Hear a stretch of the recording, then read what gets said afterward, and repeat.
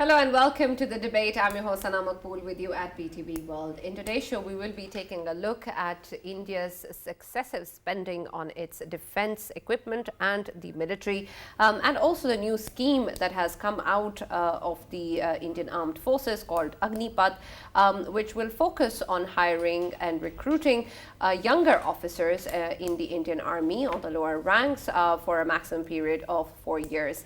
And we're going to try and understand what this recruitment process is going to entail, how much of merit is going to factor into this, into the decision making of recruiting people into Agnipath, and then of course the kind of criticisms that are coming forward with regards to people being recruited for just 4 years, whether or not they will be fit in the army, will they be able to develop the skills that are needed, and what good is it going to do if they're only there for 4 years. We're going to try and discuss the different areas that are going to be focused on Agnipath and the factors that of course are under the line of fire. We're also going to be focusing on whether or not the reasonings behind this particular recruitment process was also with regards to savings, something that the Indian Defence Minister has denied, that the armed forces are not looking through the perspective of savings, that anything that needs to be spent will be spent. But of course, there is the issue of high salaries and pension costs, which the Indian Army has been facing for a while now. So we're going to take a look at that as well, and try to understand the reasons behind this recruitment process, and of course, what the Indian Armed Forces hope to achieve out of this. And then, of course, the excessive spending with regards to the defense equipment that India has been doing for a while now, and how that contributes towards regional peace and security, and of course matters of concern. So that's going to be our focus in the debate today. For this and more, as usual, I've been joined in the studios by Farrukh Pitafi and Raja Faisal. And we've been joined online by Mr. Shalinder Singh, who's a veteran of the Indian Army. He's also an international defense strategic analyst. And we've also been joined by Lieutenant General retired Mr. Naeem Khalid Lodi, former defense minister. Thank you very much, gentlemen, for being with us and being part of the debate. Before we start our discussion on the defense expenditure and the scheme of Agnipath, Farrukh, you wanted to add something with regards to what we were discussing yesterday, our relationship with the US. Right, Sana. Yesterday, if you remember, we were discussing the matter of credentials, diplomatic credentials of Ambassador Donald Bloom, and how it is going to take place. And then the matter also came that there were rumors which were rife in Pakistan that Pakistan ambassador to the US, Sardar Masood Khan, his credentials or his ceremonies had not been finished or completed. So between that time and sometime today, he got the opportunity to partake in what is called meet and greet. He met the US president, and that matter is settled. Later on, the embassy also put out a tweet in which not only they showed what exactly was discussed, but they also mentioned that the credentials were actually accepted on 25th of March as soon as Ambassador Masood Khan arrived. So I just wanted to point it out because this can actually end the rumor mill from going on in Islamabad. Absolutely. Thank you very much for that. Mr. Shalinder Singh, I'll start the discussion with you and the scheme of Agnipath that has been launched with regards to recruitment in the Indian Armed Forces. Can you help us get and understand the situation and get a better idea of what exactly this scheme entails? I understand that this is for recruiting younger officers into the Indian Armed Forces for a period of up to 4 years. But what really is the rationale behind this recruitment process actually being launched? What does the Indian Army and other institutions hope to achieve out of this? Jai Hind, Sana, that's a great question, and it's a burning topic right now. It is being celebrated in India all across. But allow me to correct you first. It is not for officers. Agnipath is not for officers. It is for other ranks. Well, I'm just correcting. I'm not trying to point out any mistake. I'm just correcting so that people get the correct impression about it. It's a very simple plan. It's a dynamic plan. It's happening first time. There will be challenges, but overall, it's very clear. Indian Army has been deficient of manpower for quite some time, not at the other rank level, but at the same time, I think the government has been thinking over, maybe for political reason or whatever reason, that's for politicians to discuss. But as far as army man I am concerned, It's a very simple thing. You bring in a child the way everybody brings in a child for schooling. Schooling is very important. So similarly, at 17 and a half years of age, you're eligible to come into Indian Army, get trained for 6 months, serve for 4 years. Simple. After 4 years, 25% of you will be retained in Indian Army. Rest of you will be sidestepped, oblique. You will be openly available to the Indian community to absorb you in whichever capacity, or you become a kind of employer, or you do your own business, you make your own startup or anything like that. It's Right. a very Colonel simple thing. Chalander, if it is, first of all, Pakistan Zindabad, and now let me ask you about something that was important. If this project was such a great idea, why are we seeing it for the first time in 75 years? Very good. Farooq sir, for your benefit, I'll say Pakistanis के लिए पाकिस्तान क्यों नहीं जिंदाबाद? एक बार नहीं, 1000 बार जिंदाबाद. Why not? There can't be any doubt about it. Now coming to your specific question, 70 years, 75 years, whatever you want to calculate, it's a dynamic situation for your country, my country, and the world over. We all change, and if we don't change, we'll be left out. It's a very simple thing. You have to graduate. It's very simple. We took women in our army. Why not taken it for last 70 years? So there can't be a question like that. But yes, there has to be an understanding. Right, Mr. Lodi, when we talk about this particular scheme, how do you see it in terms of the overall benefit that any armed forces can actually get out of it? I understand that, of course, the average age is also being affected, the pension costs and salaries are also being affected. What benefit do you think the scheme actually has? And do you think it's a model that should be replicated? And that it is a rich country that already has full coffers. So why actually go for such kind of a scheme? Right. First of all, I must inform our viewers also that there are many countries, and most of the modern countries, they've already adopted this model. They have a small, strong standing army with a large reservoir of either reservist, or we call it short service commission, or short voluntary service, SVS or something. Now you asked about the good and bad points. I can tell you. Because we also considered that, and maybe at some time Pakistan also adopts it, because it has some good points, and I'm going to. The first good point is that you have a larger portion of your society getting disciplined, because they come, they get the training, and they go out. So that way it is something good. Wherever they go, wherever they serve, they will be comparatively disciplined lot. The second advantage is the economic advantage, because they serve for 4 years, so there's no pension liability, which of course there's an answer to that also. I'll come back on that. But there are certain low sides of it. The first is that the incentive to serve in the army for a long period, to get a very well trained. For example, my brother sitting here, Colonel Saab, he's a gunner, I'm an engineer. We learn many things over a long period of time, various bridges, various guns, and they become experts. And that expertise of putting everything at the right place and all that. So that is a low point, that people keep coming and they keep going. And there's another thing which we have in both the armies, the Indian Army and Pakistani Army, and we call it spirit de corps. That you belong to a unit, and you stay in that unit. You take it as your home, and then you have that affiliation with your officers and the Jawans. So it has all the right and the not very good things. But General Sahab, can I also very quickly ask another follow-up question regarding what you said earlier? You said that other countries have adopted this model as well. I wanted to know about the quality of life after one has quit the army and one doesn't get a pension. In the US, we have seen that the veterans go through hell. There are other countries as well where veterans are not being maintained or managed the way they are supposed to. Pakistan might be a lucky country, India might be relatively luckier as well. But don't you think that it is going to add to the human suffering eventually?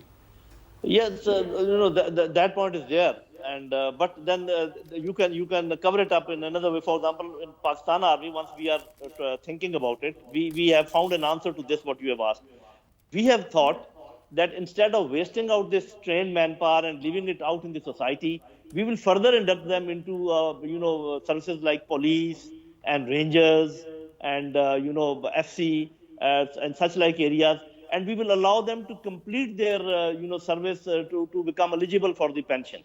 So instead of army giving all the pension and getting all the load, the entire society looks after them, and this Right, absolutely. trained manpower, disciplined Mr. manpower, Shalinder Singh, I they can be understand you used. want to add something, but let me just quickly go to Faisal before we come to you. Yes, Faisal. Yeah, I have something to share that can be considered as out of the box. If we look at today's India, of course, today's India is considered as being run by BJP, a hardliner political party that is being backed by RSS. And we know that we have been seeing the footages, very ill-trained kind of RSS goons, were training. And of course, the training wasn't enough. And here it is an opportunity for today's India to train all of them, Hindutva terrorists who are already in the society, and I think it is an excellent opportunity for Indian military training schools to train them every year. 46,000 of the soldiers they will be training every year, and according to my knowledge, and which is obviously open source, that 25% of them would be retained. Right. After that, of course, 35,000 would be sent back to the society. And I want to know, after 4 years, of course, 184,000 soldiers would be with the Indian Army at that time, and obviously if they retain 25% of that, then the remaining 75% would be going back to the society. And the kind of society, the Indian society we are seeing right now today, it apparently shows that of course this mechanism is introduced to train them Hindutva terrorists in the Indian military schools, so that when they are back in the society, they can achieve their goals in a better way. And it is alarming for India, and I am worried for India, and I can't believe why Congress and Aam Aadmi Party, they are not protesting against it. Right. They must protest it, because eventually they will be all of these soldiers which are getting trained, and they are of course the Hindutva terrorists. When they go back to the society, they will be doing all of the fuss against these both parties. Right, and because my question is also, Colonel Shalinder, contextually similar. I remember that Mohan Bhagwat, who is head of RSS, on 11th of February 2018, he made a statement. He said that the Indian Army trains a soldier in months. We can train people for you within 3 days. Exactly. And there seems to be some kind of eye on the prize, and there seems to be a discussion that RSS is eyeing the army and how to actually colonize it or change the character.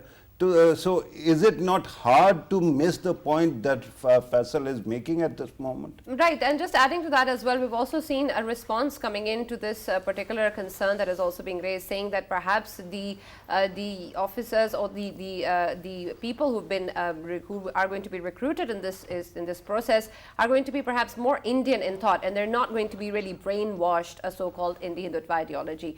I understand that, but the concern, of course, here is what really does it mean to be Indian? What is that Indian thought that we're looking at? Because when we see what's going on in India, we really have to doubt if being an Indian is something that we can rely on, or something that is going to be good or beneficial for society, because there's so much intermingling of the Hindutva ideology that we can't separate the two. Can you help us do that? Oh, allow me. The three of you have raised a very valid question from your side, which I'll honor. I've got no problems in tackling or answering. But allow me, let General Saab be the judge. Let General Saab on this show live, be the judge for this. Does any army, including Pakistan Army, teaches terrorism, fanatism, religion while under training? Was sir ever trained for all that? was I ever trained for all that? One can be honest about it today at least, because we have got no pulls and pressures involved. So coming to the point that why have this thing, and where I think Farooq ji made a point about that pension and quality of life and all that. Sir, please pay attention.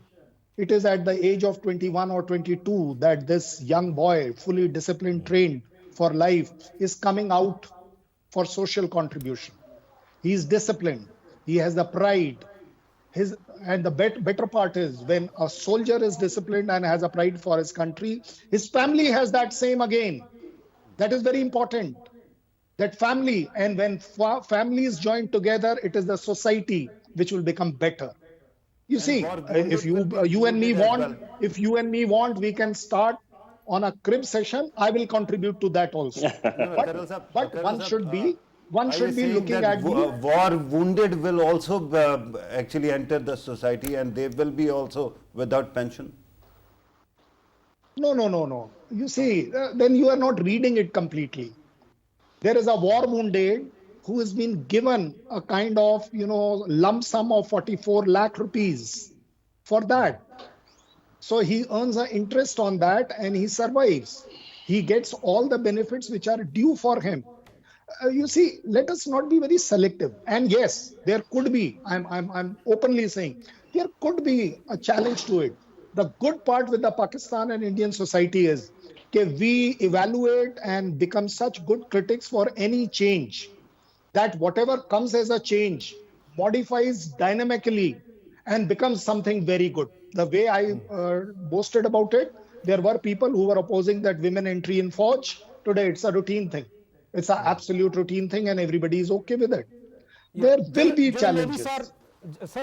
General Lodi sir, obviously Colonel Shailendra, I have huge respect for him, and he is an excellent, of course, war veteran, though he comes from India, but we know that in Pakistan we have mutual respect for the disciplined officer that India has, and I think this is how the things should be always. But why I'm highlighting this, because today's Indian Army, to me, I personally believe the way things were moved around, General Manoj Pandey, the way he was given 2 corps to command, and the way he was lobbied for by the BJP, which is, once again I would say it, that it is backed by RSS. And another factor is that General Manoj Pandey hails from Nagpur, and of course RSS headquarters is in Nagpur, and of course he was lobbied for to become army chief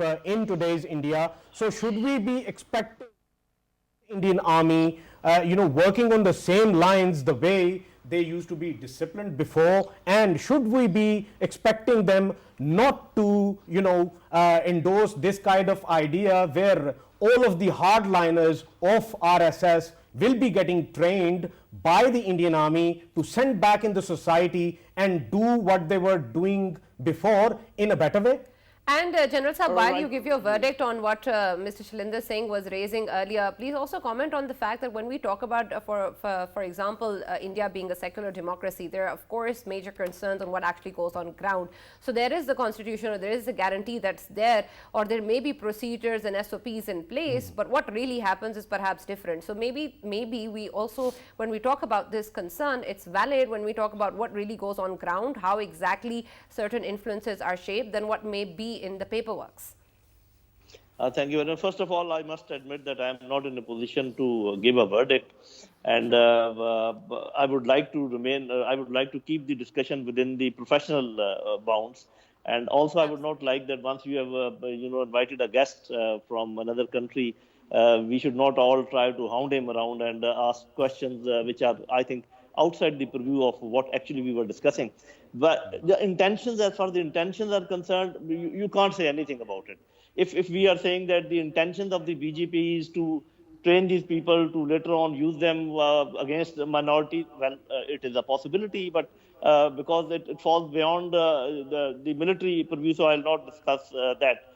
But okay. Yes, I would rather suggest that this possible, if, for example, if I am if I am still in service and I find such things going on in Indian Army, I will be very happy.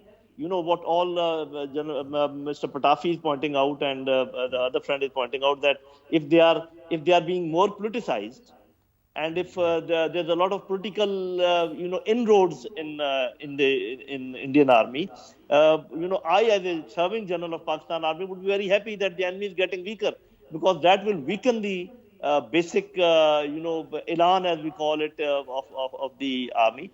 So I think armed forces normally do not allow such things to get into their organization. And I'm quite, because I always take Indian Army as a professional army, because we have to deal with them. So I never undermine them. I have to keep them of the size which they actually are. What I have told you, that we have also thought about it. This is not a bad idea. Yes, if the intention is wrong, then of course it will be bad for them. It will be bad for their own society. You must have noticed that whenever you train some non-state actors and you give arms to them, ultimately they pounce back on your own society. So if Indian politics is thinking on those lines, it is for their own bad end. Right. But I will not, Right. I will not suspect their intentions, and I would Right. like to keep the discussion within, Absolutely, the General professional Saab. domain. Absolutely, General Saab. Earlier, since you actually brought up the matter of guests not being hounded by all Pakistanis together, I think earlier Colonel Sharinder actually pointed out that you be the judge. Let Yes. me ask Colonel Sharinder to be the judge, how he has been treated so far in this program. I think we have respected and treated him with utmost respect. But regarding what you were saying, that if enemy is making a mistake, don't stop him. The problem, it actually takes me to a discussion I had on television a few years ago, when some Indian actually was saying that radioactivity can be stopped by the cow dung. And somebody said, why are you stopping it or criticizing it? If they are going to do it, let them do it. And I pointed out that then the enemy can inhale the propaganda and misjudge own capacity and start something which they cannot afford either. So this becomes a problem in our country as well. India and Pakistan are way too connected for us not to care. And the Indian society, if it explodes, God forbid, or if Pakistani society explodes, it is going to have adverse effect on the other as well. Right, and Mr. Sharinder Singh, absolutely, yes. All right. General Saab, you want to add something? No, it's okay. Please go ahead. Yeah, All right, if I could engage with General Lodi sir once again, Ji. sir, if we talk about the short service, obviously within the militaries, there is another country called Israel that does the same. Of course, they have a short service as well for their citizens, and almost all of their citizens, they are practically soldiers. And we have been seeing the way they were, highly unprofessional when it comes to dealing with their enemy. Of course, their enemy is Gazans and Palestinians, and they have been committing war crimes. So should we, in coming future, of course, we know that an army, a military should always remain professional, but should we be expecting the similar kind of incidents taking place in India as well, sir? And General Saab, should we be comparing a population of 9.2 million with 1.3 billion? All right. First of all, I must talk about a phenomena that the countries which are economically advanced and the literacy level is very high, our army is not a very popular profession in those countries. And then they have to conscript. And they introduce such like things like short service and all that. But countries like us and India, where people like to join the army, in fact, many they get rejected. More people they want to join, and many of them they are not accepted by the army because of various standards. They are lucky that they can maintain large, standing, disciplined armies. And this point, which has been brought out, is important. And I mentioned that spirit de corps, that affiliation with the unit, that level of discipline, of course, that will suffer. There will be a bit of hit taken to that, and I'm sure that Indian Army must have taken into consideration all the pros and cons, and it might be for one for the economic reasons and for this pension and all that. And secondly, it could be that they want to bring more discipline within the society. If you don't suspect their intentions. So absolutely. there are good and bad points, but let us get Karan Saab into the discussion. Right, Mr. Shailendra Singh, another aspect, of course, of concern is the fact whether or not we're going to be seeing any merit regarding the decision-making of recruiting people into this program as well. There have been claims, of course, that Agnipath is going to be open for all, for people to apply from any part of the country. But of course, there are major concerns of how Muslim population is treated in the country, along with other minorities as well. And it seems doubtful that the process for such an important recruitment is going to be the same for the Muslim population along with other minorities as well, and it's going to be as smooth a process for anybody else within the country. What do you think about the decision making or the factors that are going to come into play when this program it recruits people? Allow me to first reassure General Saab, I have never been haunted by any Pakistan TV channel ever. Thank you very much. But still, very kind of you that you have been so considerate. Coming to your point, Sana, yes. I'll give you a very open example. It can be seen. We have a Paltam called as JKLI, JNK Light Infantry. That center is at Srinagar. Has ever anybody in JNK, in Srinagar, been refused a recruitment there? He has to pass the physical test. He has to pass the medical test. He has to appear in a written test. And all this, since I have personally done it as a recruiter, allow me to tell you, I also did not come to ever know that whose application or whose paper, whose what I am checking. You just don't come to know because there is such a beautiful system of check and balances. It is quite amazing. Now, I must answer this question about hardliner and use by the RSS. Again, I can only request General Saab to be, evaluating my statement hereafter. In Indian Army, we only teach discipline, esprit de corps, and whatever we are doing to be part of that. Even then, I'll take the worst case. Let us say RSS is, training people.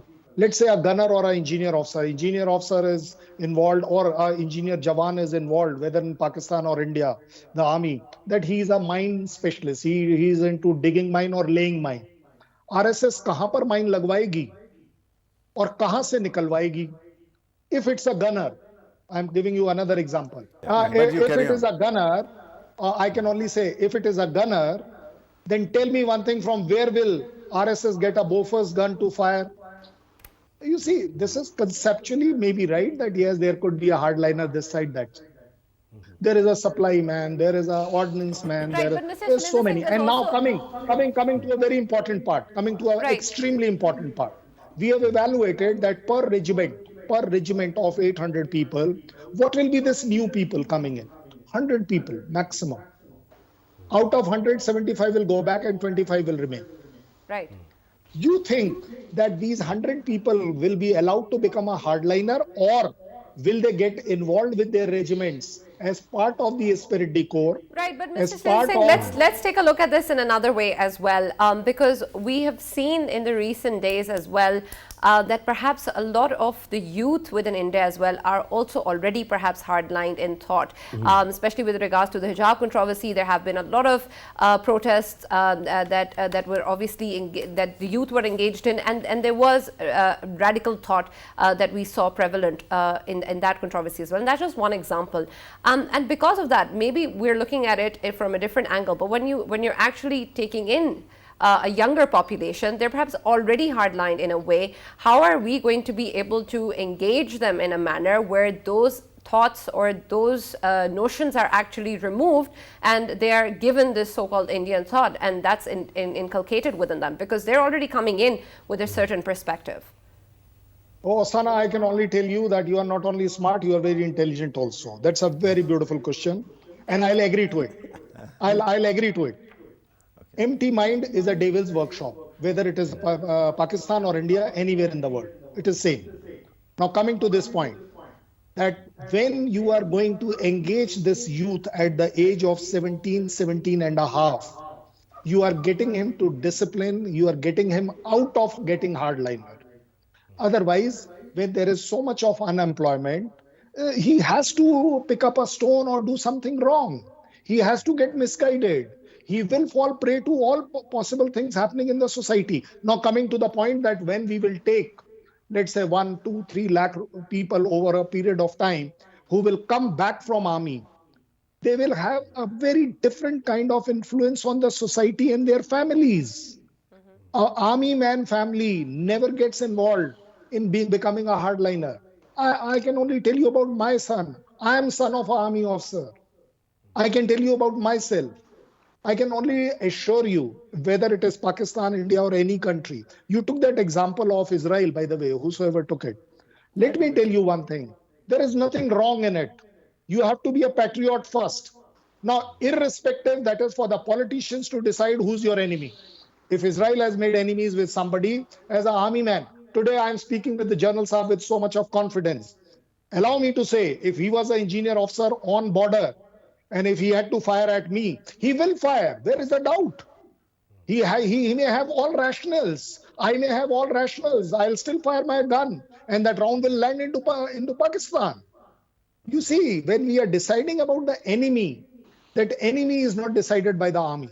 Very well, sir. Very well, sir. I'll take a question towards General Lodi, sir, once again. If we look at obviously the rosy side of the Indian Army's plan to have, short service in, and of course, as Colonel Shailendra has rightly pointed out few of the aspects of it, sir, I wanted to ask you: is it because that India is posed with a two-front right now? That is why India has, turned itself towards this short service of the soldiers, so that after 4 years, they will be sending, obviously, soldiers back to their homes, and them soldiers, wherever they will be able to defend their homeland. So I am predicting that the soldiers, they will be getting more and more. They will be from Arunachal Pradesh and from Punjab or Rajasthan and UP for obviously RSS persistence in there. So is it possible that the idea behind it is that more people you send in to their native areas, they should be equipped and trained well in case if country is facing a two-front war, they can defend the country? First of all, I think I must tell you one peculiarity of the army, and then I will answer this question. Once we get softies, let us say comparatively soft people, we make them physically tough. We make them mentally, also tough, and so that they can sustain pressure and all that. And whenever you get rogues or those who are hardliners, they are tamed. They are told to listen to their seniors, and they become disciplined, and they have to say yes, sir, in spite of whatever they have in their mind. So our army is a great leveler of the psyches of the people. I just wanted to make it by the way. One of the factors which is being cited for the reason that why they are going for this short voluntary service is that they want to have more younger people in their forces, and I think that every army tries to do that, because what happens is that the vigor and the energy which you have at the age of 19, 20, 21, 22, it starts withering down with the passage of time. So I think that could be one of the reasons. But in my own assessment, the other big reason is to save money from the manpower and divert it towards equipment. Although they have a lot of, they have a very huge budget, we know it, 10 times more than Pakistan, and they have all the, modern wherewithal, but no army has enough money to really equip itself the way they want to do it. So these could be two reasons. One, that they want to have more younger blood, and especially to fight in tough areas like mountainous regions and all that, as you as you said yourself. I think there's a point, but this could also be the reason which I said the other side. But overall, what we have seen in Ukraine, the Russian forces not doing that well as a regular army would do it. That is also because of this combination. They have conscripted soldiers and they have regular, forces. We also saw the such phenomenon in some other countries also. So there is no match to a regular standing army. There's no doubt about it. But then it is a very expensive outfit, and it has got its own, negative sides. So I think this is a modern concept, and if they are doing it, we should watch it very closely. That why are they doing it?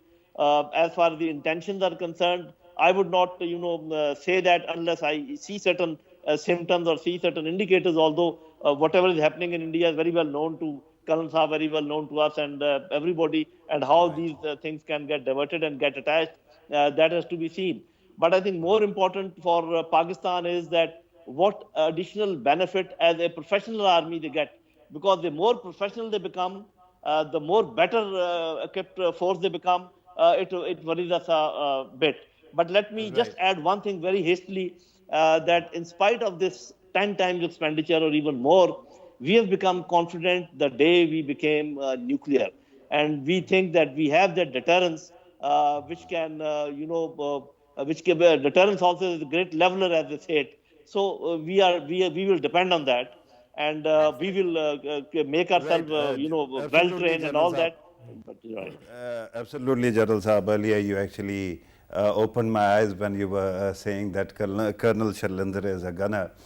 Because I can then build on this as well, because I also come from an artillery family. My father was also a gunner. Oh wow, great, congratulations. Yeah, but then a journalist's job is to be contrarian, and we have to, when both of you are agreeing, so I'll find a way to disagree with both of you with respect. Why not? So yeah, Colonel Saab, regarding what you were saying about patriotism, of course comes first. But there is such a hazard as or fear as securitization of this society.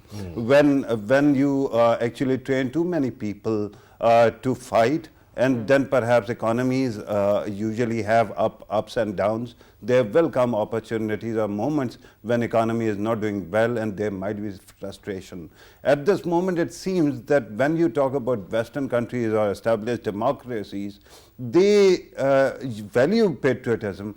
But unlike South Asian nations, they don't keep on insisting that you have to first declare that you are patriotic. For example, in India, you have to still prove in certain parts their nationality through NRC and CAA. And in that situation, if the society is polarized and then you give the population this kind of capacity, is it not a recipe for disaster, sir?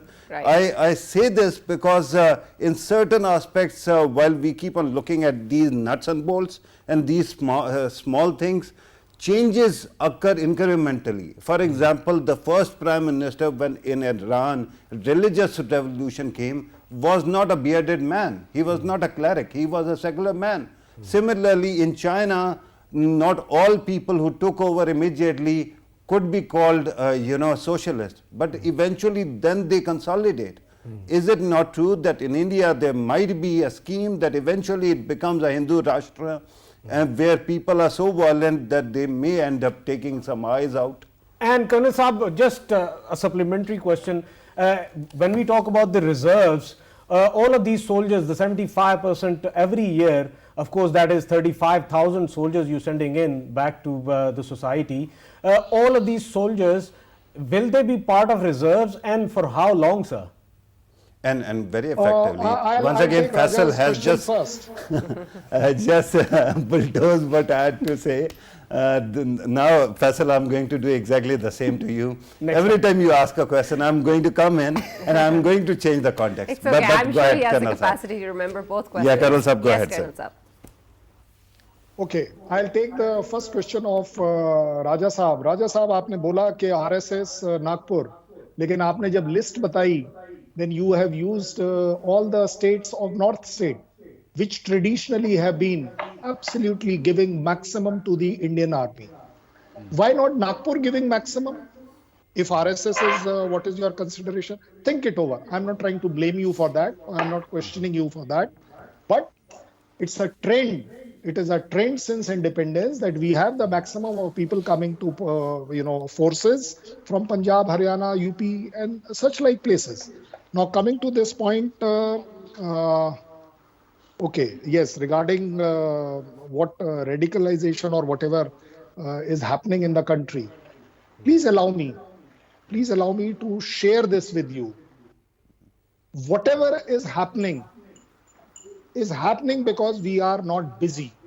The day we are busy only in our economy, in our good things, how will we become busy? When we are occupied for something good. Now, Indian Army has got a unique way that आप मेरे पास पत्थर भेजते हो, मैं उसे तराश कर हीरा बनाता हूं. मेरे वो 20-22 साल के जवान जो हैं, they give their life, they earn their Paramveer Chakras, by the way. Because that is the kind of training we give them. That is the kind of, if at all you want to call it radicalization, yes, we do radicalize them. For what? For being the biggest patriots by blood, by their action. Now, when such like people, after a training session, will go back to the society, I only try to point out they will contribute bigger way. There will be an odd challenge here and there. That yes, they may some of them may be unemployed. They'll find it a little difficult. But 21 age is not a age where you have to be worried about कि मेरा क्या होगा. You will get a job. Kanasab, the reserve time for the soldiers. Oh yes, I'm coming now. They, as on today, the document does not say that they will be kept as reserve. It doesn't say so. He's out. 75% is out. Means out. He's available to the society. As I almost out of time, sir. Just quickly go to General Saab. So what about the future? Would there be a reserve time for them? I'm coming to that only. It's a dynamic situation. We don't know. It's the first time we are doing. If we find it that yes, in next 4 years, 3 years, 2 years, we need to modify. We're almost out of time, so I'll just quickly go to General Saab as well.